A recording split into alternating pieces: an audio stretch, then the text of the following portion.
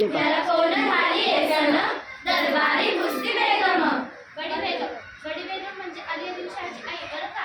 नजरेत तिच्या अंगार दरबार झाला गपगार. कोणी घेईना पुढाकार साऱ्यांनीच मानली हार. इतक्यात अचानक एक सरदार उठला. बोलला, हम लाएंगे शिवा को. आणि त्याने विडा उचलला. नाव त्याचं अफजल खान, नाव त्याचं अफजल खान. जिता जागता जणू सैतान. खान बोलला छाती ठोकून, शिवबाला टाकतो चिरडून. कौतिक झाले दरबाराचे. खान निघाला मोठ्या गुरमीत.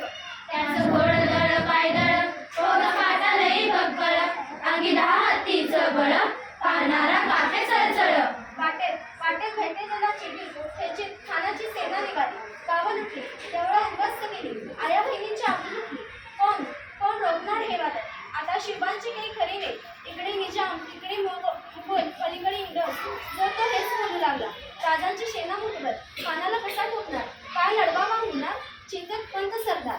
काय म्हणालात रायबा? महासाहेब, आम्हाला आमच्या जीवाची पर्वा नाही. राजांची जीव असणे गरजेचे आहे. रायबा, शिवबा केवळ आमचा पुत्र नाही तर अवघ्या मराठी जणांचा स्वाभिमान आहे. एका मातेने आपला पुत्र गमावला तरी ते नसतं, परंतु हाडपणे पळून जाऊन या मराठी मुलकाचा स्वाभिमान गमावता कामा नये. अशा वाघिणीचा तो छावा, अशा वाघिणीचा तो छावा. गणिमाला कसा ठेचावा, डोक्यात गणी विकावा. भेटीचा धाडला सांगावा. प्रतापगडावर आपल्या सामने भेटीचा सांगावा.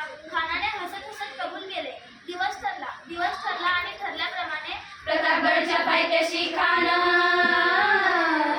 प्रतापगडच्या पायथ्याशी खान.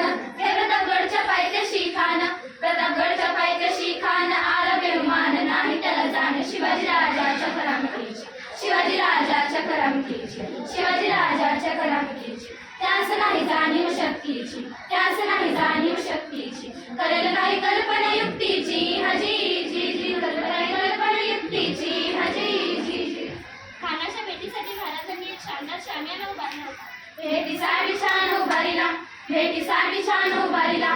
नक्षीदार शामी आणाला, नक्षीदार शामी आणाला. आणि अशा शामियानाला खान डौलत डुलत आला, खान डौलत डुलत आला.